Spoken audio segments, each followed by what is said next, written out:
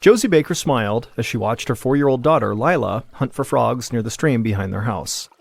Josie's other daughter, 1-year-old Adelaide, gripped her mother's hand as she wobbled forward to see what her big sister was up to. On this sunny afternoon in late March of 2021, the 24-year-old mother felt like her dreams were actually coming true.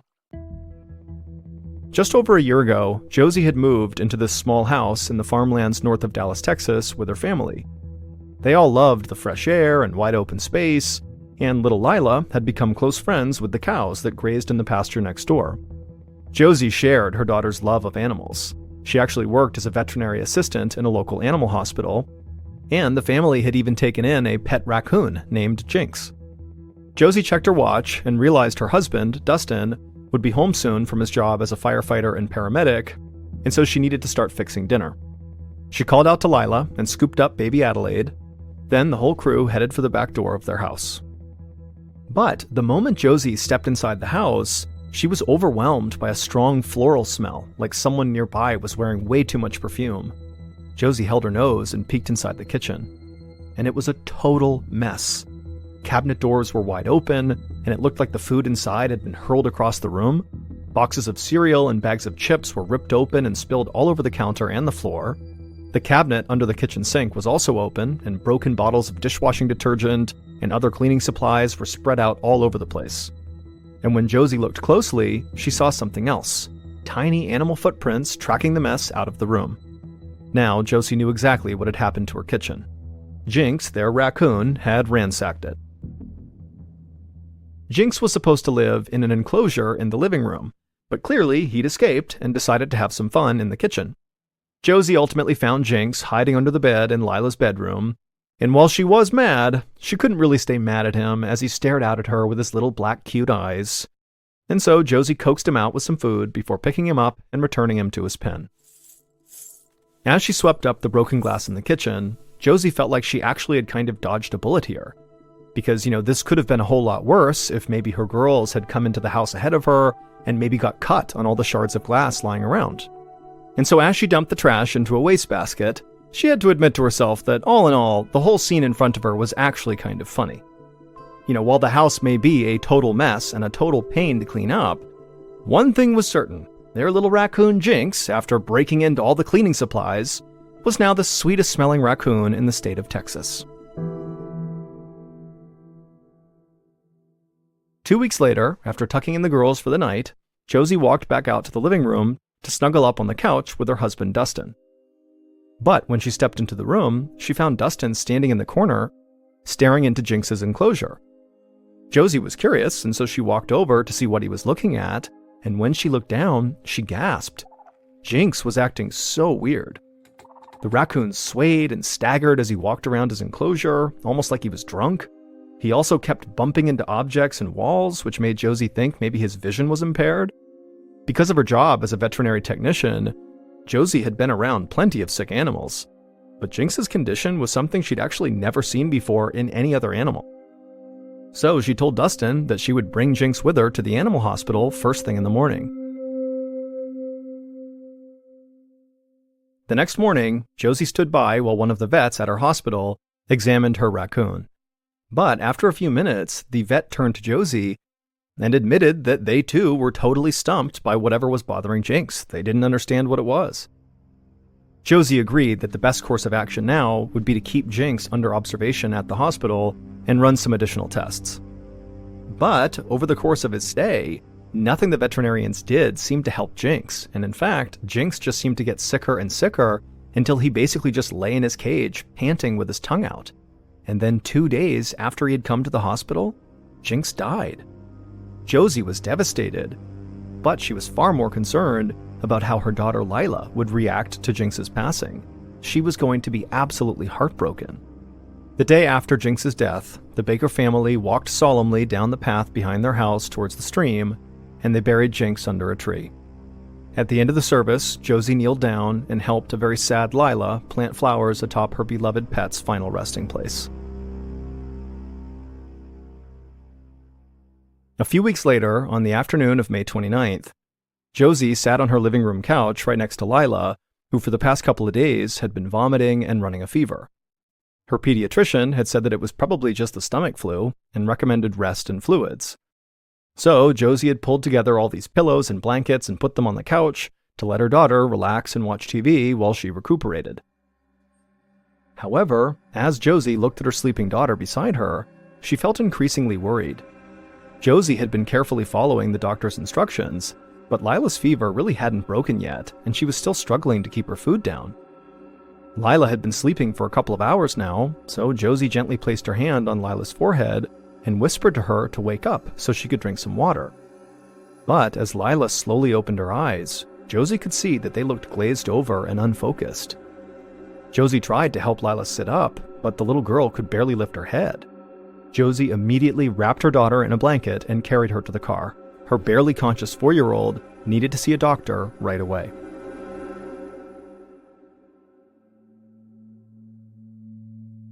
Later that day, Josie climbed out of an ambulance outside of the Children's Hospital in Dallas, Texas, while orderlies ran to help unload Lila from the back.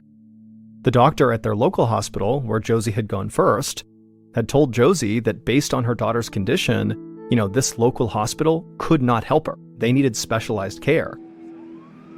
So Lila had been rushed in an ambulance to a major pediatric hospital instead. Once Lila was unloaded from the ambulance, she was immediately taken up to the intensive care unit. At the same time, a doctor named Catherine Merrill met with Josie in the hallway to explain what they were going to do to treat her daughter. Dr. Merrill said that Lila's white blood cell count was very high, which was a strong indicator that Lila was fighting off an infection. Josie listened carefully as the doctor laid out the range of tests they planned to run to try to figure out where this infection came from and where it was located in Lila's body. Dr. Merrill also explained that while the testing was in progress, they would also be administering antibiotics to Lila to help her fight off whatever this infection was. As they talked, Josie could hear her daughter throwing up again, so Josie quickly thanked the doctor and rushed back to her daughter's bedside. Over the next couple of days, the doctors and nurses and medical team ran dozens of tests on Lila, but unfortunately, the results of those tests didn't really tell them anything.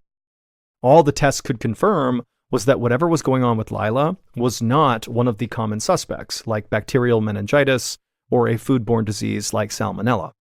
And as each test came back basically showing nothing, Dr. Merrill became more and more confused.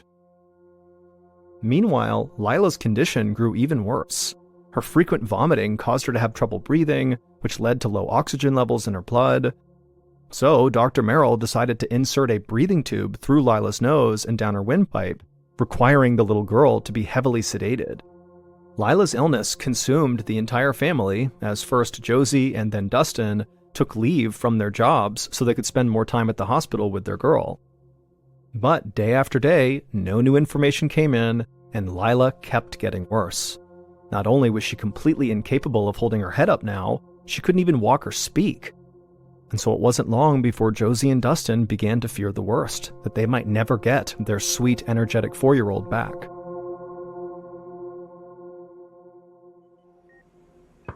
One night in June, nearly 2 weeks after Lila got sick, Dr. Merrill entered Lila's hospital room and found her parents at her bedside as usual. After giving Lila an extensive examination, Dr. Merrill thought that this infection was actually attacking Lila's brain and nervous system. In order to find out for sure, Lila's doctors would perform a brain biopsy, which meant they would cut a small opening in Lila's skull to acquire tiny samples of her brain tissue. Josie thought that sounded like a very intense operation for such a young girl in such a weakened state already, but the brain biopsy was also their best remaining hope to find out what was going on with her. So Josie and Dustin looked at each other for a moment, and it was clear they both understood they didn't really have a choice here. They had to do this, so they told Dr. Merrill to go ahead with the procedure.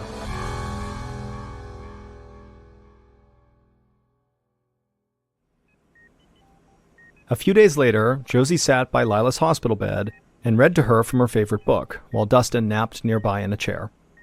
Lila was still not able to speak or walk, but she had made it through the brain biopsy just fine and was actually starting to show small signs of improvement.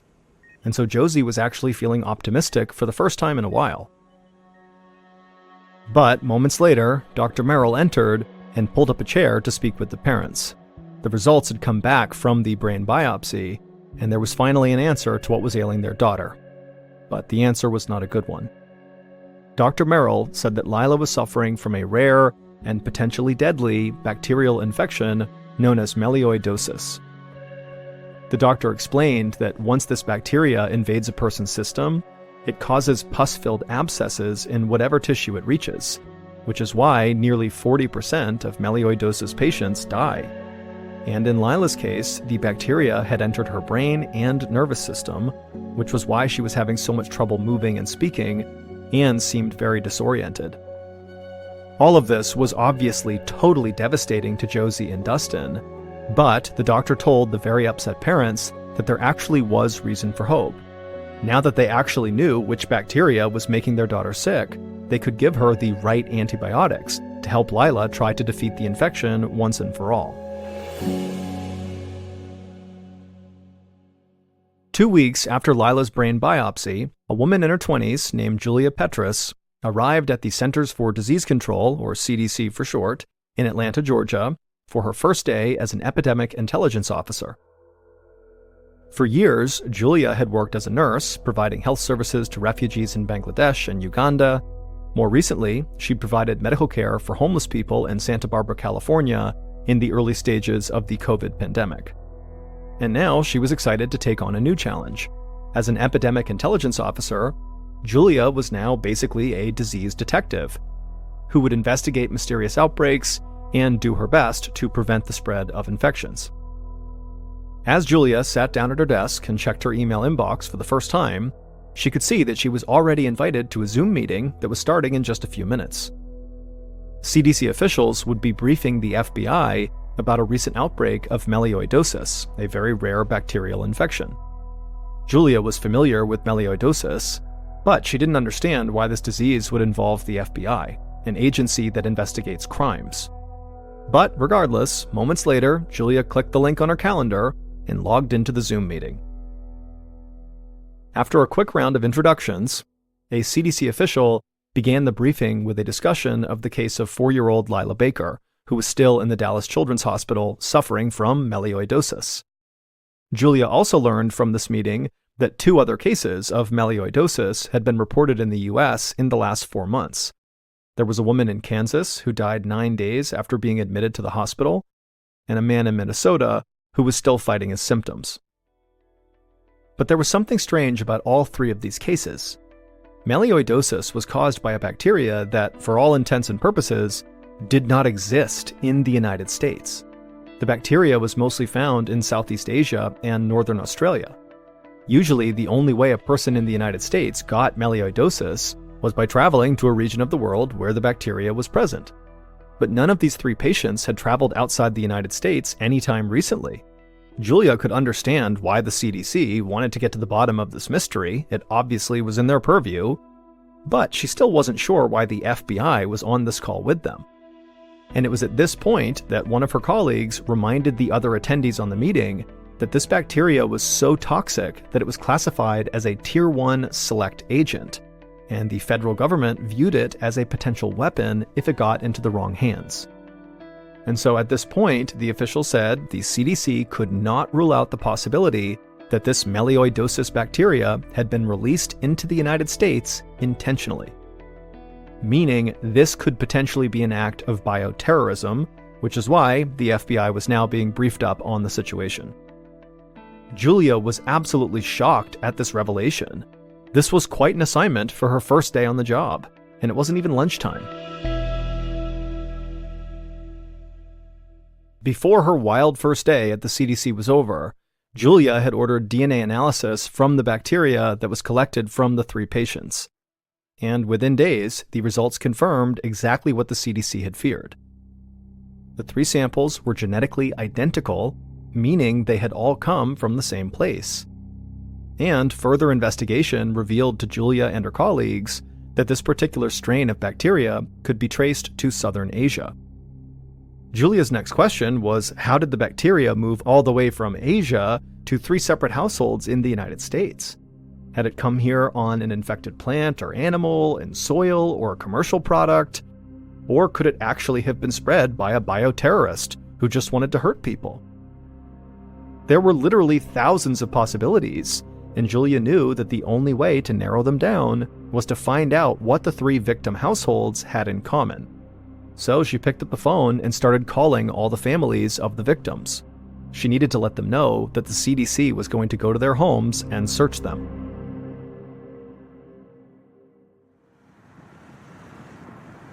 A few days later, Julia drove through the wide-open farmlands of northern Texas on her way to the home of the Baker family.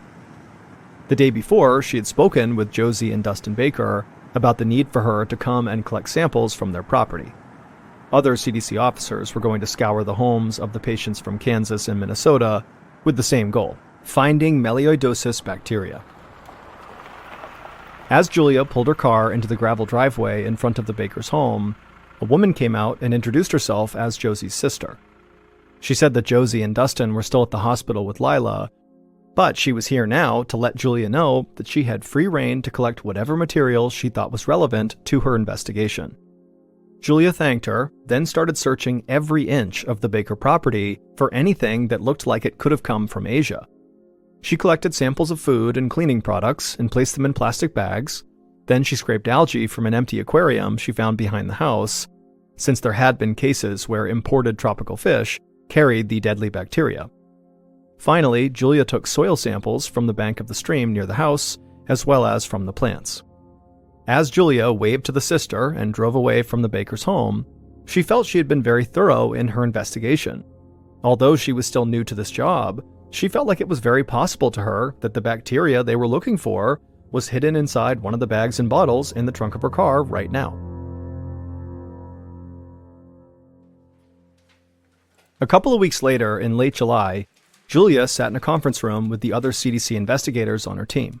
Julia scrolled through the pages of laboratory results on her laptop, but she admitted to her colleagues that she was totally stumped. Investigators had gathered hundreds of samples from the 3 locations where people got sick, but none of them contained any trace of the bacteria.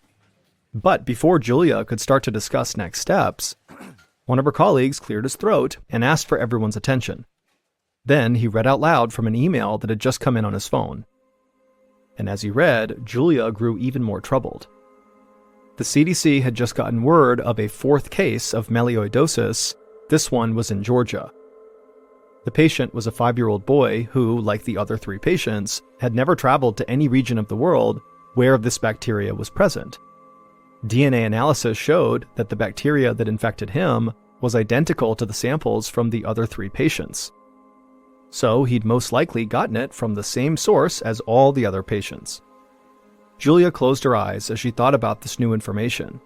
The news from Georgia was obviously distressing, but the fact that only one new case had emerged over the course of the last month was probably good news. If terrorists were trying to use the bacteria as a weapon, wouldn't there be many more victims by now? Julia was beginning to think that this outbreak couldn't be an act of bioterrorism. But if this outbreak wasn't bioterrorism, then what was it? Something was causing people to get sick all across the country, and the CDC had no idea what it was. As Julia walked back to her office, lost in thought, she suddenly felt resolved. Their investigation had indeed been thorough and comprehensive, but clearly they had to do more.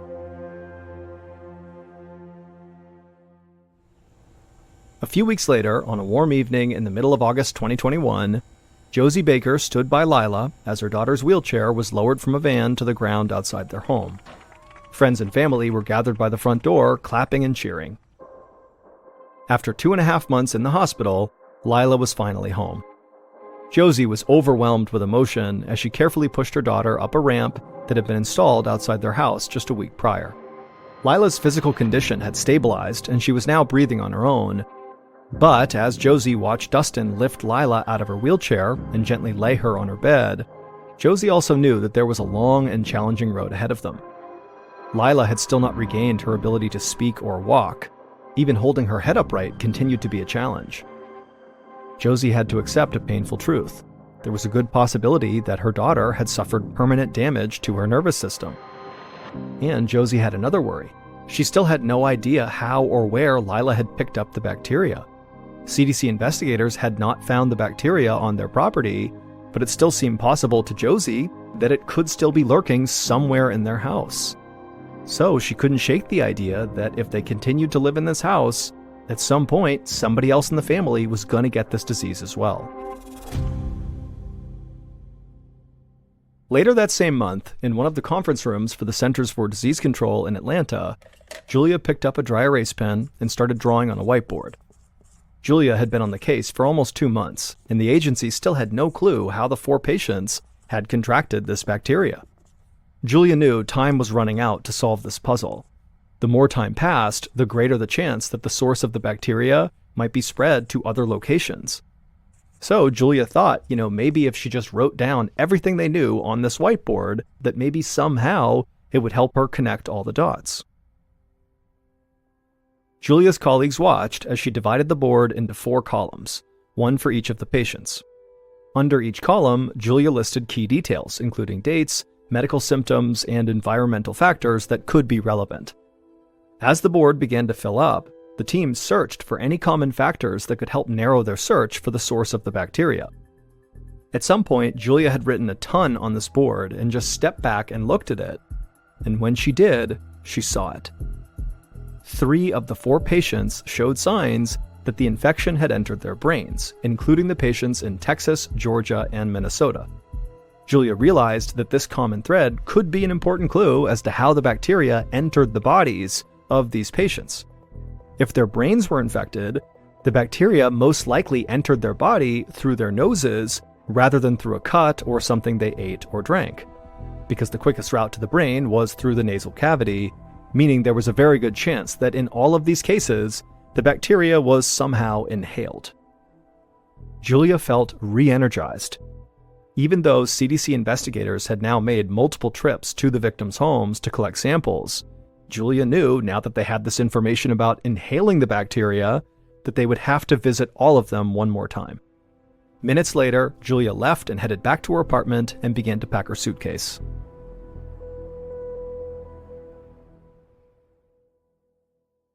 Over the weeks that followed, Julia and her colleagues returned to the homes of all 4 patients and retrieved more samples for testing.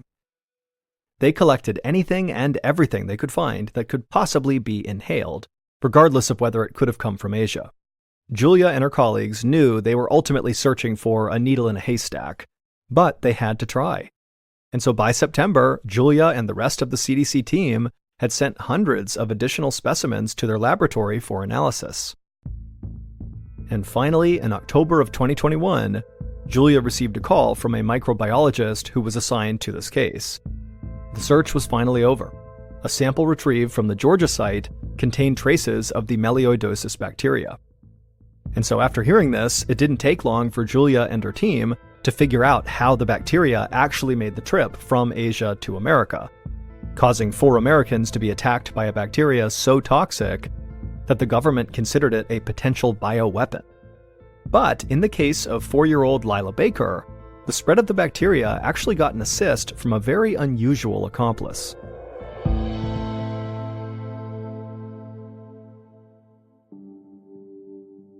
Seven months earlier, in March of 2021, while Josie was watching Lila hunt for frogs near the stream behind their house, the family's beloved pet raccoon, Jinx, was busy ransacking their kitchen. Jinx was on a hunt for food, and he had made a huge mess as he opened every cabinet and drawer, ripping open boxes and bags in search of a tasty snack. Jinx eventually climbed onto the counter near the sink, and he saw a small bottle of liquid. The raccoon soon knocked the bottle off the counter, causing it to break open and spill onto the kitchen floor, releasing that very strong floral aroma into the kitchen. And then when Josie and the kids entered the house, Jinx made a run for it, hopping into that puddle and tracking that floral-smelling liquid throughout the house as he ran away to hide. The bottle that Jinx knocked off the shelf was a United States branded product that Josie bought at Walmart a few weeks earlier. And that same product had been purchased by all 4 of the households that had been struck by melioidosis. What Josie and the other families did not realize is that while they had all bought this American product at a local American store, It was actually manufactured and bottled at a factory near the southern tip of India. The bacteria that causes melioidosis was known to thrive in the wetter environments of this particular region of India. And somehow, in the process of manufacturing thousands of bottles of this air freshener, known as Better Homes and Gardens Lavender and Chamomile Essential Oil Infused Aromatherapy Room Spray, the bacteria got into the liquid inside. The bottles were then shipped to Walmart stores all across the United States. When customers used the product inside their home, particles of the melioidosis bacteria were sprayed into the air, where they were all inhaled by the people who lived there. Now, most of the people who inhaled the bacteria were healthy enough to fight off the bacteria, and they did not get seriously ill, but the victims in Kansas and Minnesota had other conditions that made them more vulnerable to this infection. And Lila and the young boy in Georgia were just so young that their immature immune systems were unable to fight off the bacteria before serious damage was done to their bodies. As soon as the source of this bacteria was identified, the CDC alerted Walmart, and Walmart quickly discontinued sale of the product and withdrew it from the market. Consumers who purchased the spray were told not to throw it away or pour it down the drain, since that could increase the risk of spreading the bacteria. Instead, they were directed to put the bottle inside of 2 Ziploc bags, then place it inside of a cardboard box, and then physically return it to a Walmart store. But that was not quite the end of this story. CDC investigator Julia Petrus eventually learned of a 5th potential victim of this strain of the melioidosis bacteria. Jinx, the Baker family's beloved pet raccoon, who died shortly after breaking the bottle that contained the contaminated air freshener. Julia hated the idea of disturbing Jinx's grave in the Baker's backyard, but there was a chance that the melioidosis bacteria had actually spread into the environment after he was buried. And so, on April 19, 2022, Julia and other CDC officials returned to the Baker's home in Texas and dug up Jinx's body. But after doing some analysis, Julia and the Baker family were relieved to discover that although Jinx had died of melioidosis, no additional bacteria was detected in the soil or vegetation surrounding Jinx's grave. As of late 2023, Lila Baker has not regained her ability to speak or walk. Josie quit her job at the animal hospital and devoted herself full-time to the care of her daughter. Sadly, the little boy in Georgia died from the infection. However, the other 2 human patients did make full recoveries.